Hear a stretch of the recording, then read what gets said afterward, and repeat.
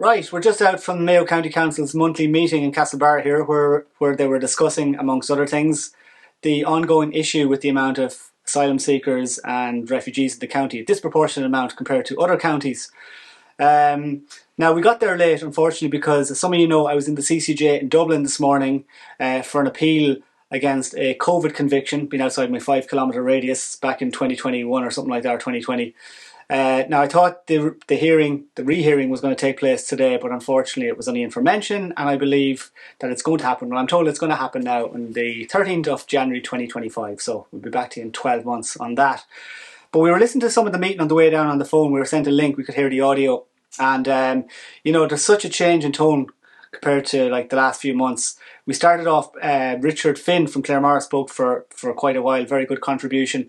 I won't say everything that everybody said, but I just mentioned a couple of, just wrote down a few of them, like for example, Donna Sheridan was very good, Michael Kilcoyne, Castlebar as well, Richard Finn from Claremore, Tom Connolly, Claremore as well, and Peter Flynn from Westport. Now, great things were said. I mean, as I say, total change of tone. But it's a little bit too little too late. Like, why were they not saying these things months ago? That's the question. So the main thing that was brought up is the lack of resources. We can't look after the amount of people that we have in the county, which we've said months ago. There was a motion. We'll post the motion. We'll talk about that in a few minutes. But what did you take from it, Suzanne? Well, they're only speaking up now because elections are coming and they don't want to lose their position. But they haven't been doing their jobs, and I think some of the things they said today reflected that they haven't been doing their jobs. There was one councillor, I don't know if you remember his name, he spoke about the Asylum, Migration and Integration Fund, like he'd only heard about it for the first time. €10 billion fund.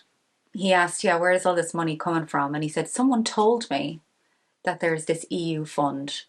So who told him? He's a councillor, he should know this. We've known this for the last 2 years, or year and a half anyway, that this exists. It's a €10 billion fund, and this is a honeypot that's facilitating all of this that's going on, that's pushing this agenda.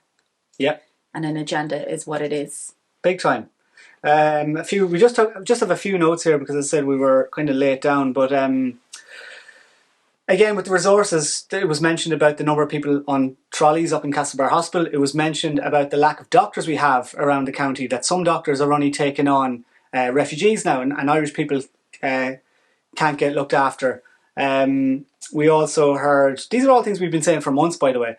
We've also heard about the exemption on planning permission for Ukrainian refugees, and also for listed buildings, was it? Or for protected buildings? One councillor raised the point of how are all these protected listed buildings being, changed so radically. Butchered was the word he used, and he said he wanted an answer on that by close of business tomorrow. So at least, he had a sense of urgency about that to try and find out how.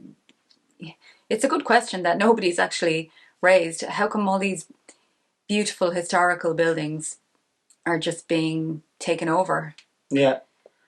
As well as that, just going back to the, I can't remember which councillor said it, but just in terms of the exemption from the planning permission, they said that, it's not the same for Irish people. Like, why haven't we done this before for Irish people? Like, it's like as if, and this is what they said, or this is what one of them said, it's like we're second-class citizens in our own country. I think it was Michael Kilcoyne. Michael Kilcoyne was very good. So, anything else there that jumps out at you? Well, there was a couple of councillors who were still very pro bringing everybody in, flooding all the communities. I don't really see their logic about bringing more people in, because if they really care about the people who have already come in, well then why would they want to, dilute services even more? But we had Ger Deer, who... My friend. Yeah, who called you a scumbag 2 weeks ago. Mm-hmm. And Ger Deer has a lovely little Tidy Towns committee, and this seems to be his pet project. And he spoke about how asylum seekers and refugees are only too happy to join the Tidy Towns committee. And why would that be? I mean, maybe it's because it helps them with their asylum claim, and they're probably advised to do these things. Does it, Ger? I mean, maybe foreign people like picking up rubbish. Who knows? Mm. But It's hard to get Irish people to do tidy towns committees. So the fact that there's so many, I think he spoke of over 50 people in a small enough town like Castlebar on the tidy towns committee. Ger said nothing, by the way, didn't represent local people's views at all. I don't think he said, he was just talking about how great they are, and then, as I said, to pick up the rubbish and whatnot. And he spoke about misinformation and disinformation, these buzzwords that they like to use. And the only people who are proliferating this misinformation and disinformation is the likes of Ger Deere.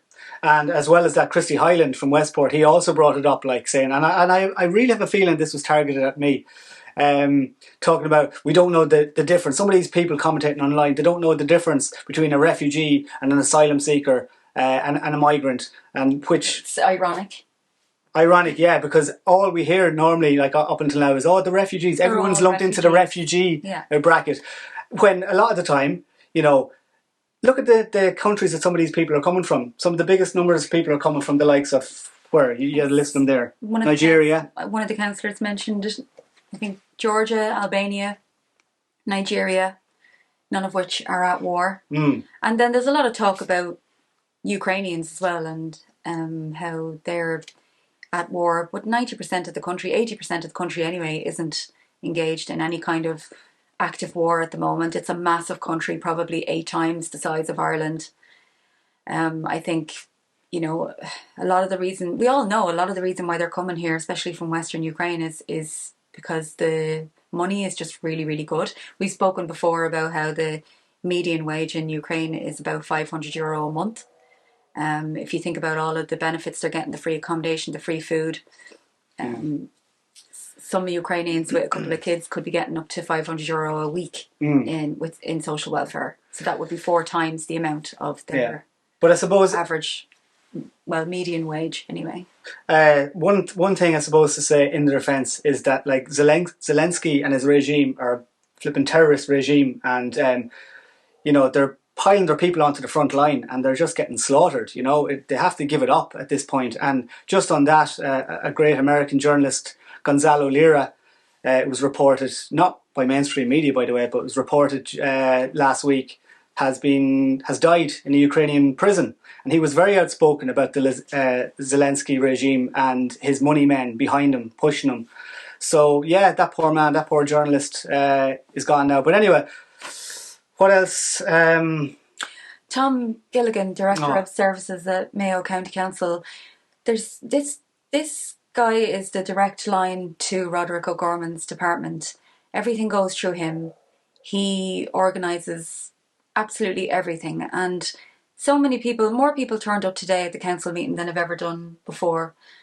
And you would think he would be slightly worried. He would convey some sense of being a little bit concerned that people are starting to get very annoyed at what's going on, are starting to make their presence felt. And he looked so relaxed, so chilled out. He wasn't listening to anything that was being said. He wasn't listening to any of the motions.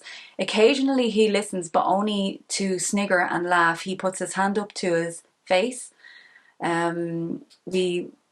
We got some footage of him, hopefully today, smirking.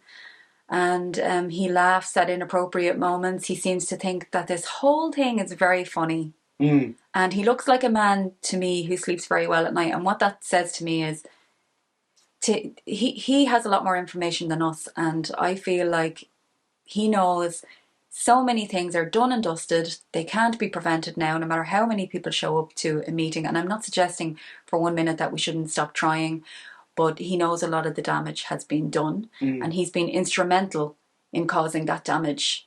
And yeah, these people are not, they don't feel any sense of nervousness or worry that the public might be against them. Yeah. Why is that? And your politicians, even Varadkar and all of these people, normally they're scrambling for your votes that, I know the election hasn't been called yet, but it's going to come soon. They don't care. Why don't they care? Well, I don't know. I'm sure they're on a promise, or they're making a nice bit of money behind the scenes. But yeah, what else to say on Tom? Tom Gilligan was unbelievable.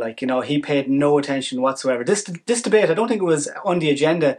It came as a result of what happened out in Claremorris with the news in Castle McGarrett that a couple of hundred people, a couple of hundred refugees, they're called at the moment, but in time it'll be international protection applicants and who knows who. But on the back of that impromptu meeting that was called outside Claremorris there on Saturday, where 200 people turned up with less than 24 hours notice, and there was anger there amongst the community. 2 councillors turned up, in fairness to them, and they did say they were going to make something happen today. They were going to bring it up, and they did, and it was discussed for 2 hours today. But Gilligan paid no attention. I mean, he has to constantly have his hand in front of his mouth, because he's kind of sniggering, he's smiling, he's on his laptop, I don't know what he's looking at. He's yawning. It's crazy. He could be doing Sudoku on his laptop for all we know. Yeah, he's just not paying any attention at all. I think there needs to be total transparency with specifically 2 individuals in every county council, and that's the likes of Tom Gilligan, Director of Services, the head of housing, because he has the direct line to the O'Gorman's department. So we need to see all the communications between our head of housing and Roderick O'Gorman's department, and as well as that, the CEO Kevin Kelly, in our instance here, in our situation here in Mayo. It was a brilliant turnout today. There was like the guts of 40 people there. Now, they'd only let 20 into the public gallery, which was telling, because there was an occasion before last year where, on the back of something that happened in Castlebar or Brafey to do with one of the new migrant centres, we had close enough to the same crowd there, and the door was left open. People were allowed to stand beside the public gallery, beside the seats, and also outside looking in the door. But no, today only the allocated seating, and closed the door. No, but it was great because somebody got the live audio, and they were playing it outside in the hallway, so everyone outside got to hear it. But people, please, you should go along to your monthly meetings of your county councils. Find when they're on, because it definitely does put pressure on them. At least watch online, and you don't even have to watch. You can just log in, and they'll think there's a lot of people watching. Yeah, that puts them under pressure. Even they won't know whether or not you're really listening. The way that works here, and maybe it's the same in every county council, is you need to, if you go onto their website, go onto the meetings page, and there's an email address there you can send an email to and request a link to watch it. They don't post it publicly, so you need to request in advance of the meeting, earlier in the day or even the day before, if you think of it. So yeah, great crowd there today. Well done to everyone for making the trip in and putting our councillors under pressure. And we'll see what happens from here, I suppose. Yeah. Can I just make one last point? Go on. Just, you were saying about Ukraine, Ukraine being at war earlier on, and I know some people think you're being dramatic when you say we're at war, but not all wars are kinetic, as in bombs, guns, tanks. And one of the first things to be attacked in a war is infrastructure. And our infrastructure is being attacked. Our health services, all of these things. We don't have enough to go around. And it really has to be blown out of the water altogether, this notion of everything is for humanitarian duty. It's absolutely got nothing to do with that. The sports centre up here in Brafey has most of the rooms have no windows. When the lights are knocked off, we've seen a video of this, the rooms are in pitch black darkness. There are no toilets in the rooms. There are no showers in the rooms. If there was, let's say, a single woman with a couple of children and one of her children needs to go to the toilet in the middle of the night, what does she do? She has to wake up the other child to go down with them, or she just has to leave her child on their own in the room. And I know there's some people who wouldn't necessarily care about that, and that's fine, because people just want, a lot of Irish people just don't want these people here, and that's fine. I get that, but we have to kind of look at that side of the argument as well, if for nothing else, but because it shows up this humanitarian duty thing for what it is, and that is that it's a lie, because these places are like glorified, some of them are like glorified sheds, and the showers in that place, it looks like a concentration camp. Yeah, and just on that, if we're talking about Brafey for a second now, I've heard on fairly good authority that they're employing again some of the international protection applicants to do security down there. And what I heard before is that if you're in security down there, you have access to, who's staying in what rooms, so you might know, there's a single woman staying in that room, with kids or whatever. And as well as that, when you think about that from the perspective that we just heard last week, 70% of the people, the international protection applicants that arrived here last year that arrived in Dublin Airport, just the ones that arrived in Dublin Airport, we don't know about the ones that got into the country in other ways, they dumped their passports. 70%. 70%. Yeah. You know, so who, and as well as that, just mention about Leo Varadkar talking recently about like, oh, we do our background checks and all that. Yeah, all this Europol stuff. Even if they do check everybody against Europol's database, which they do not, how can you check people who come from outside of Europe, Africa? And can you imagine now them getting on the phone and ringing up the police there in Africa? And are the police going to be honest that they've, there's, oh yeah, that guy's a murderer. Are they going to tell us that? Yeah, probably he's not. grand. They're not going to want him back. Yeah, no, he's grand. No, hold on to him. He's one of the good ones. Yeah, and it's just this nonsense of background checks. It's absolute lies. It's rubbish. It's not happening. We know it's not happening. Sure, this Peter Dubé fella from South Africa, was it, who is a triple murderer? He was in City West, and they denied he was here for how long? For 6 weeks before it came out that he was here, and that he had fake documents to say that he was a child psychologist of all things. So okay, he wasn't working at the time, but obviously his intent would be maybe to pose as a child psychologist. You never know. Like this man held a gun to the head of a 6-year-old boy, and he murdered 3 people. Yeah.